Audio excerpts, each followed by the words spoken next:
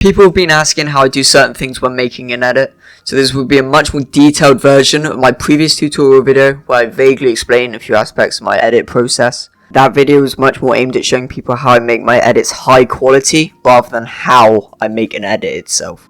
So you're in your project manager, and obviously you want to make a new project, so new project, make it whatever you want, and here. So you might be in cut, so basically obviously you need to find your clip. So I'm going to find my clip real quick, and once you have your clip, so I'm going to use this one, drag it into the media pool here, change, and then go to the edit section, drag your clip in, and here you are. So first thing you want to do, go to File, Project Settings, use Vertical Resolution, so you have this shorts or Instagram format. And before we get into editing anything, so like changing anything about the actual clip itself, we obviously want to get the format right. So first use Alt and then drag up to then have a duplication of the clip like this, and then right click and unlink so you don't have double audio sounds, and delete this one. Now for the top, you want the zoom to be 0.7, or that's what I do. And the bottom, add Gaussian blur. You can find this by going in Open FX and then Gaussian. Here you go, and then drag it in. And then once you've got it, click on it, and then go to Effects. You want to make this 0.3. So now you've got the format done, you've got the blur, and you've got the zoom out. You want to drag and select both clips, make it so it's trimmed. So obviously if I want the clip to start here, it would be around here. And then after I score it, here, stop there, there. One quick thing I forgot to mention earlier, when you have multiple clips, obviously in this case I didn't, but if you do, go to Video Transition and search Cross Dissolve. Here you go. This is what you get. My default is 6 seconds, that's just what I use. Preference of course, and basically all this does is, let's go into preview, press P by the way. Just does a quick fade between the clips. Obviously if you do this longer, it's much more obvious.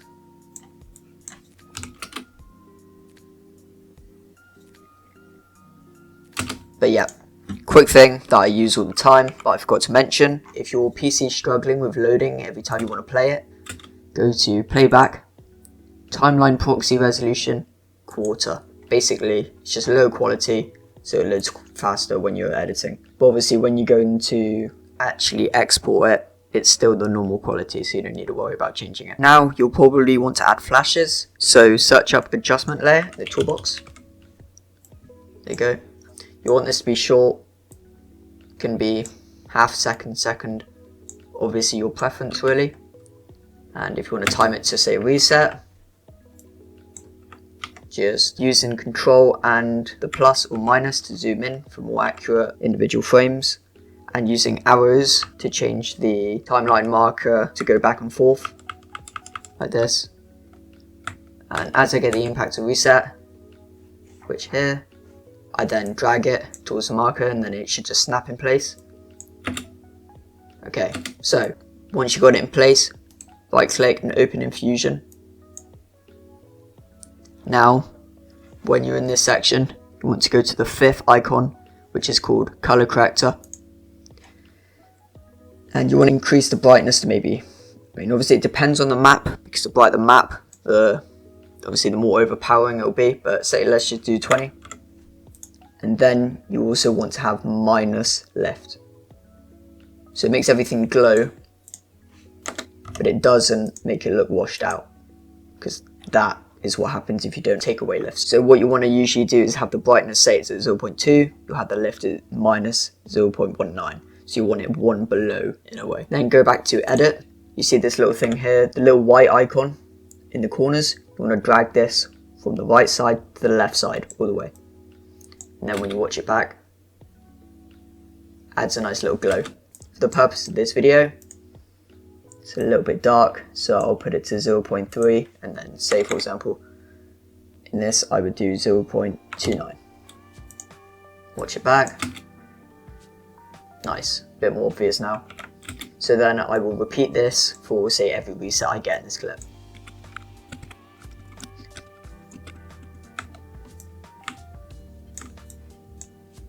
So then when you're done, you watch it back, make sure it looks right.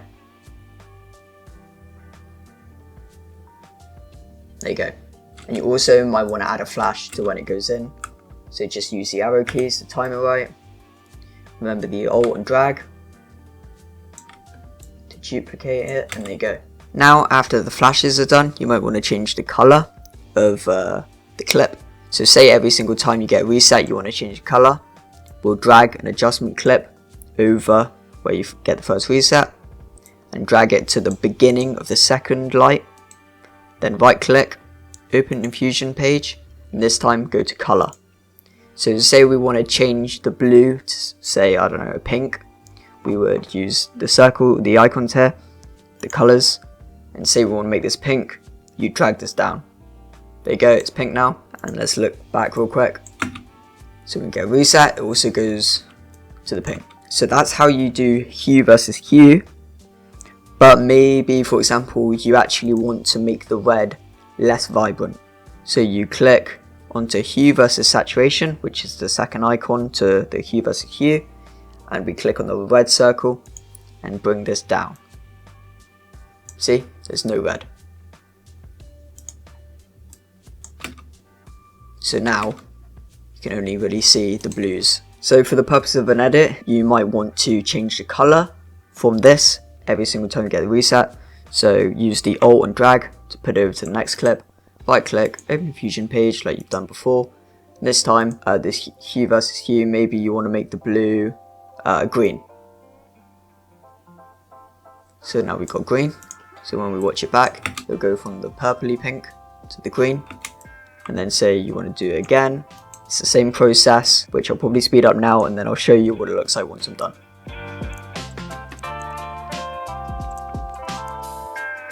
Alright, so I've changed the color every time. To be honest, these colors will probably look bad, but it's just an example.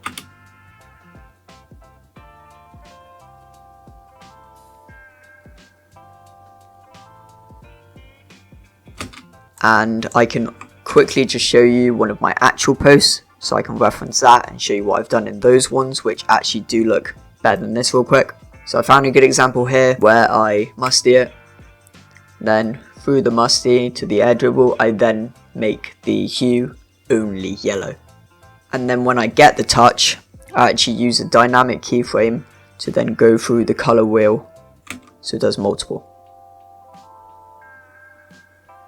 You see, I will show you how to do that in a little bit, but that's an example of how you would use color changes or color minimization to do some with the clip. This is another example.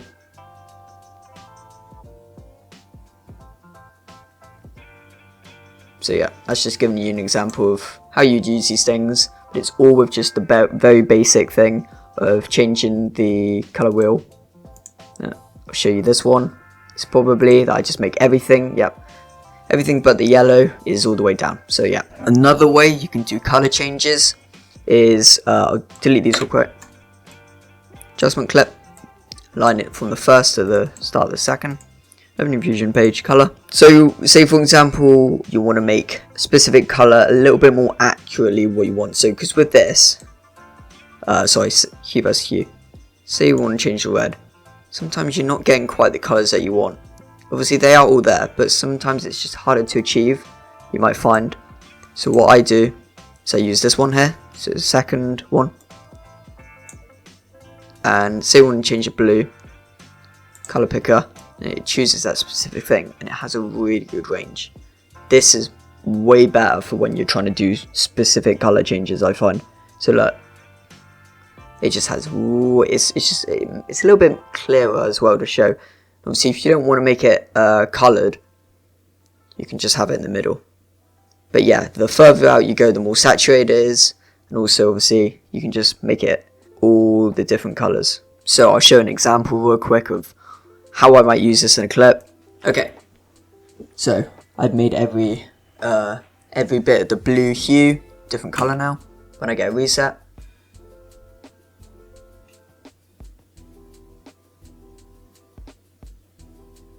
so yeah, certain colors like this are way easier to achieve when it comes to using the color wheel rather than the graph.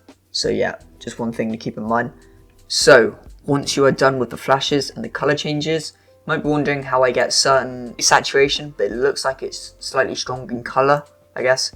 I grab an adjustment clip, drag it over everything I've done so far, right click, open Fusion page, get the color corrector again. This time, increase the brightness, increase to the left, like we've done before. There you go, 16, 17. Sometimes, depending on the map, you can do a little bit more. So here, maybe we actually want the left to be a little bit stronger, just because it's quite a dark map, so you can get away with it. It's just got a certain amount of strength. This is with, that's without. Not loads of difference, depending on how much you do, obviously, but it just gives it more of a pop and a bit more emphasis on the ball, I think. So yeah, just another thing I do. And so now you might be wondering how I make my text. So this was a while ago, so I can't quite remember how I did it, but I will drag the text in from a post and I will show you the aspects that I've changed within the text. Okay, so the text is now in here. So we'll go through everything, see free play, comp, whatever. Deja vu sans, condensed, bold, oblique. This is the size, this is all the stuff I do, but I'm pretty sure none of this was touched except from the size. Layout. Not sure why that's not centered, but maybe it has something to do with the dot at the end. That changes it. Size. Transform. Here's the stuff I do. I don't think I changed anything here, even this is different. I don't think that matters. So we'll go into shading, and to 1, white solid fill, all of this, opacity from nothing to everything, but you can do that by just, you can also just do this by doing that, rather than what I do with here, the opacity thing. I think that's overcomplicating it when you can just use this to drag it where you want. But anyways, so that's all you need really. Most of the stuff is at the top. 2, outline. So this is how I get the actual black little border around it. So obviously I make it black, and I think that's about it. Maybe thickness is max, and obviously the opacity. And 3. So the things that I've changed here is the shadow thickness, the color of the shadow, and the softness to 1, and no glow. And the last thing that I do is I add a little bit of glow. Again, it's been ages since I actually made this from scratch, because what I do is when I'm done with something, I'll go to File, Project Manager, and I'll just do Control-C and Control-V. And then look, I made the copy, so basically I don't ever have to do the text settings again. The flashes if I don't want to, because they're already there from the previous project. So yeah, just keep that in mind once you're done with a project, instead of making a whole new one. So instead of doing new project, you can simply just copy and paste from the previous one you just made. But anyways, going back to the glow adjustment clip, open Fusion page, but this time you want to get soft glow in between these two nodes. So you'll do that by going to Effects, the top left, and searching soft glow. And then you just click it in, click it, and it's here. Obviously I've already got mine, so I don't need to. So once you've got soft glow, here are the settings. So now we're done. Take a look.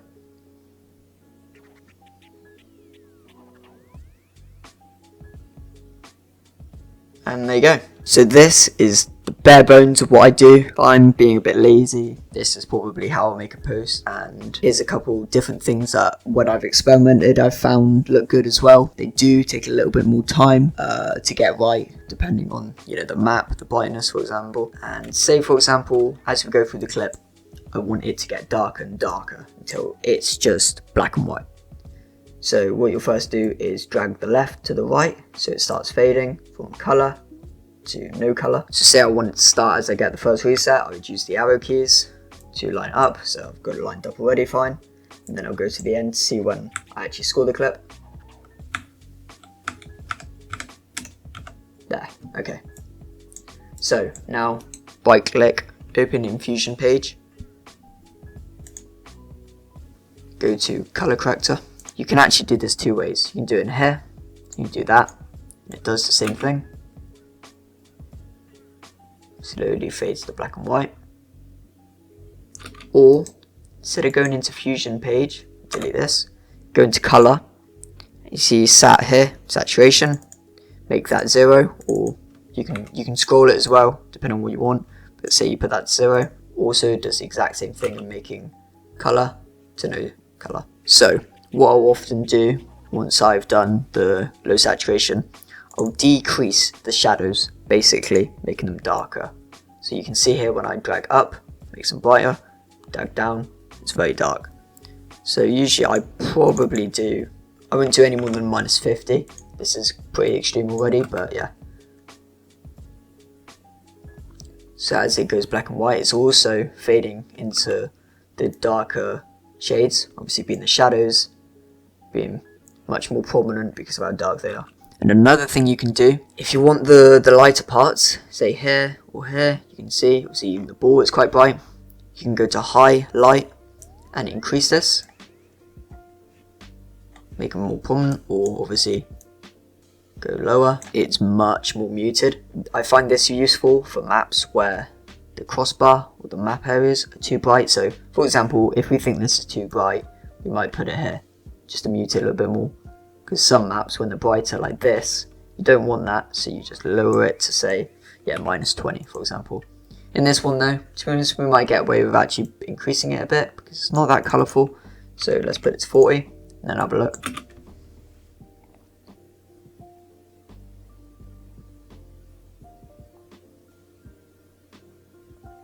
And there you go. That's how I do a black and white fade. So now this is another effect I often use when I'm feeling a little bit more inspired to make something a bit different. So get an adjustment clip, we're searching.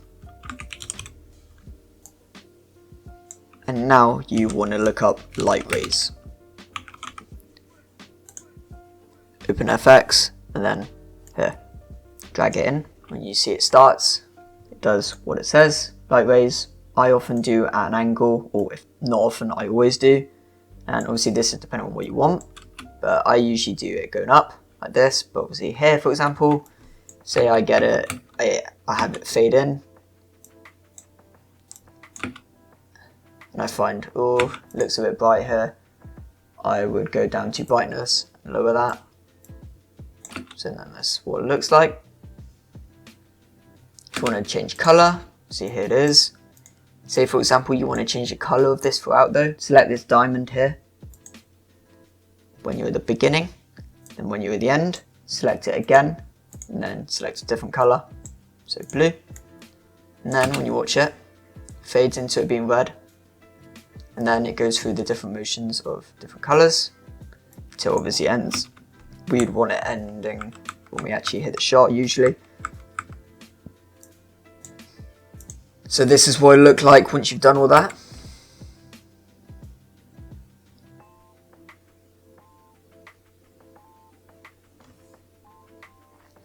And yeah, pretty easy to do. You can also mess with stuff like, obviously some brightness. You can make that go up and down by using the keyframes, little diamonds. Or say for example you want the hardness to be increased. So here if you have it low, obviously much more harsher lines going up. And then the softer you go, it's more like glow.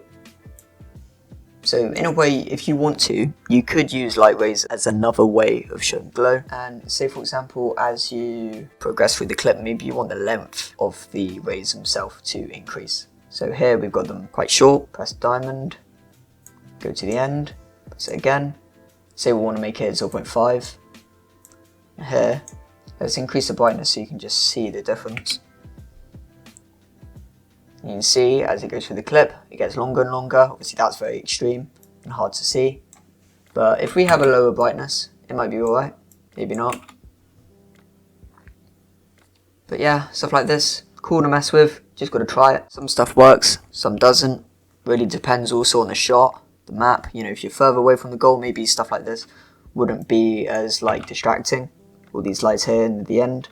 So yeah, you just got to think about the actual context of the clip itself when trying this stuff. So now we've done light rays, you might want to use a shake within your thing. So there are two ways of doing this, and they're also technically there are two outcomes of it. So first one would be the RGB shake. So say for example you want it on the last reset, which is often or sometimes what I consider when making something. Okay, so use the cut tool, B, cut out both. Make sure they're correct, because I think I did that a little bit wrong here. Okay. Make sure obviously they're both cut correctly. Once you got the clips both cut, go to video transition and search shake. And so mine, I've already got certain ones, but basically we want this one.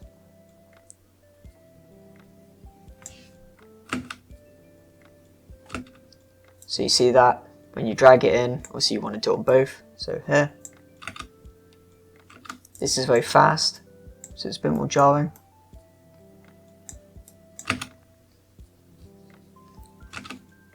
For example, I have presets of this one, so I'll delete this. I'll show you, for example, camera shake 0.65. It's longer. It's quite strong, but when you watch it back, after you've actually exported it, it looks a little bit different, because when doing it in the program, it's quite intensive on your PC often, so it might lag a bit whilst it's happening, so it's hard to see. So yeah, these are my settings. Shake speed 0.65. I don't think I've touched that. It's more just the shake speed. So that's the first way of doing shake. Future J here. I actually messed something up when going through this with you guys for the actual video, but now editing and looking back on it, I mess this up. So what we want to do first is get an adjustment layer, toolbox, adjustment clip, and then go to open FX and then search camera shake. Resolve FX transform is one you need, and just plop it in. And here you go. Obviously I'm using the edit to show you guys, but yeah, so you can just see it shakes a lot. I think usually when I'm doing it for the purpose of clips, I'm doing 0.2 usually. It's mild, maybe even a little bit more. 0.3 to 0.4 I think is a good range, but yeah. A couple examples I've done this before is when I've hit a sidewall, the sidewall touch shakes a little bit, or when you do a ground pinch for example. So yeah, that's just another way of doing the camera shake aside from the RGB. Hope that was helpful, and now on to the questions that you guys had for me. Alright, so the first question I'm going to be answering is, how do you do the super smooth map transition you recently did for the Freeze account? So I will show you how to have the map switch from one to another with like a light fade basically. Alright, so first you want to find the replay that you've got the clip. So I normally use this one for an example. So find where you hit the clip obviously. So say you want the map transition to be, you know, after the first touch or whatever, or maybe as you hit the shot. What you want to do is you'll clip this. So you've clipped this version of the map, so obviously this is what DF8 Stadium Day. And then using Backers mod, you want to use this plugin called Replay Manipulator, open source, map changer. So I don't know, we'll do Stormy. It can be anything though. We'll do something different, so we can show we'll do double goal. This might be broken, but we'll see. So you go to your point of view again.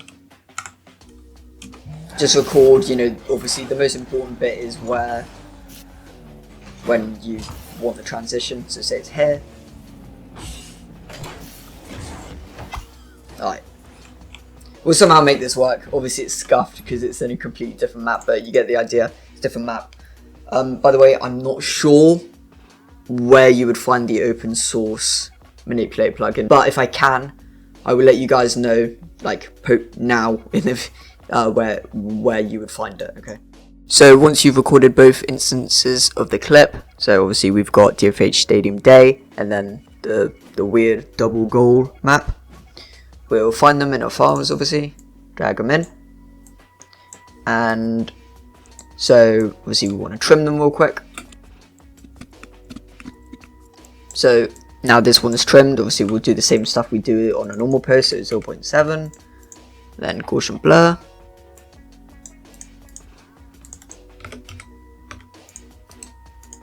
Get rid of the audio on the second one, And so we have this.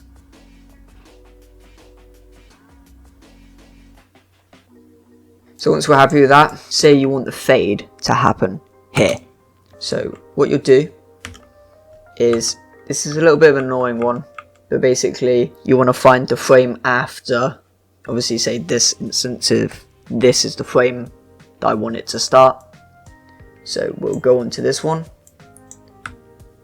We'll go through it until we get to that frame that follows the preceding one that we want the map transition to begin with. So here, the easiest way to do it is usually doing like sparks or whatever. When the sparks begin, so you see it's a reference point, it's easier to time. So we'll go back and find that here. So this is the last frame before the sparks begin here. So if we place this here, hopefully, obviously we need to make this 0.7. So here, though I made it 0.7, notice how it doesn't look quite right, does it?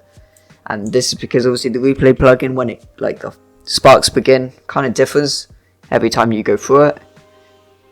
So this takes a lot of tweaking. So show this in double speed probably, me lining it up, and then I'll show you how I'd actually do the transition.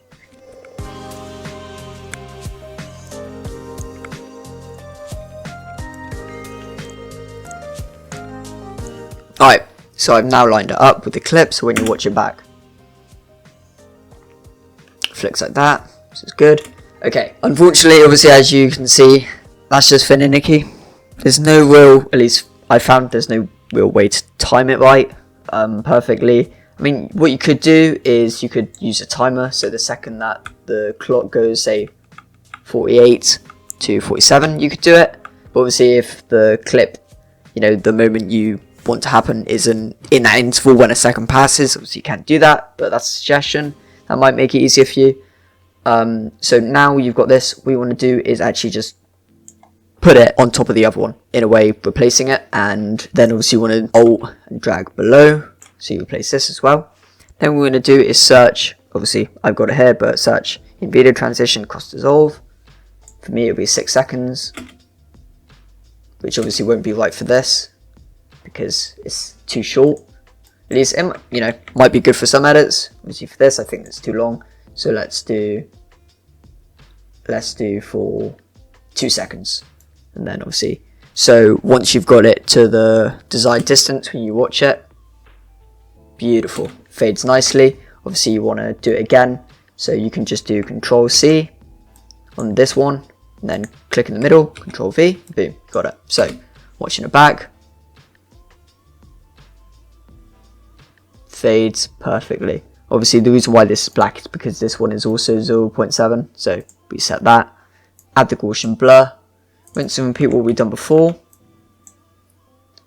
and now we can press P for preview. Obviously this is black because it's from another project, bit laggy, ignore that, but look at how that fades perfectly. Obviously, because it's a dodgy map for this, say when you want to get the hit again, like that, maybe this time it's quick, have the double goal version end here. What you can do here is hold Alt, drag up again. This time, just drag it all the way to the end, find the clip. So say when you score here, okay, so end it there. And obviously the moment it fades back, drag that. Do the same as I've said before. Add the Gaussian blur for this one, 0.3, and make sure it's obviously 1 in zoom, the background, and then get cross dissolve again. And maybe this time you want it a little bit quicker, so let's do 15 frames. Control C, and then go down, Control V. So let's watch it back. Starts with the slow fade, then when we hit it, quick fade back to the normal one, and there you go. Really easy, not difficult at all. So yeah, that's how you would do the map change.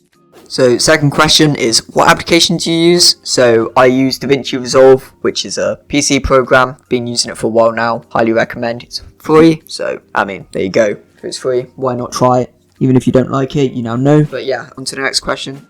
So third question, how to get started with editing would be cool. Like, most of us can't even do the basics. Alright, so hopefully what I've gone through already has been enough.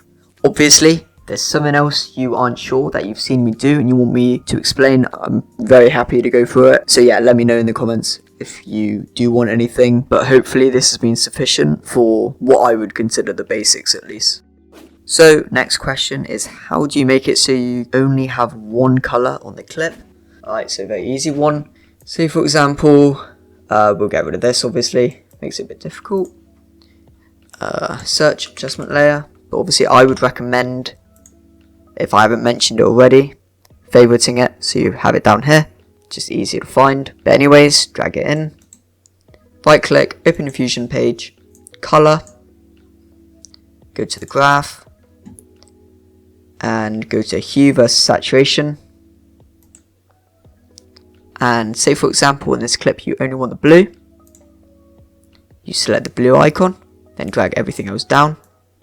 There you go. For a little bit more precise, you can drag this to the side and then click again on the graph and then do it again. And it's just anything specifically in this, but obviously for example this is slightly on the edge of purple, so you might not want to do that. You might want to drag it down here, or maybe just do it, just obviously use your eyes and do it until you see the purple is no more faded. Or what you could do is you can even do another one like this for example. So you have three, you have that one, you selected that one, and this one. So it's just blue, and then when you watch it back, it's only the blue. Easy enough to do, and yep, kind of covered it already from the basics, but this is a more, if you only want one color, that is how you do it.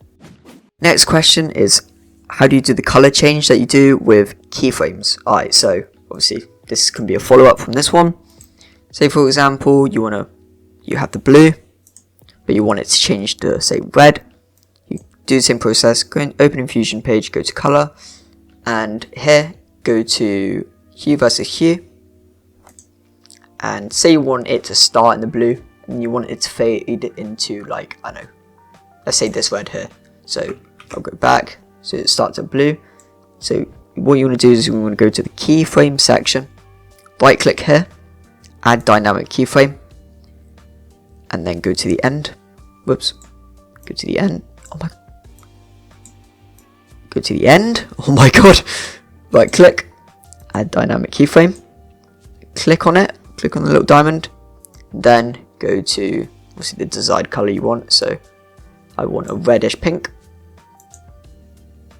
and now when you watch it back, P for preview, does a nice fade for the colors before it gets to obviously the color that you want.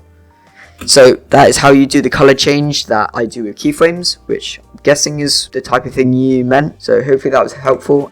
Alright, so that's all the questions that you guys had. So obviously not that many, but obviously if you want me to cover anything more, please let me know in the comments. And yeah, this is what the edit would look like if I compiled the two clips that I did today. And aside from that, obviously thanks for watching. Hopefully you found this helpful, and goodbye.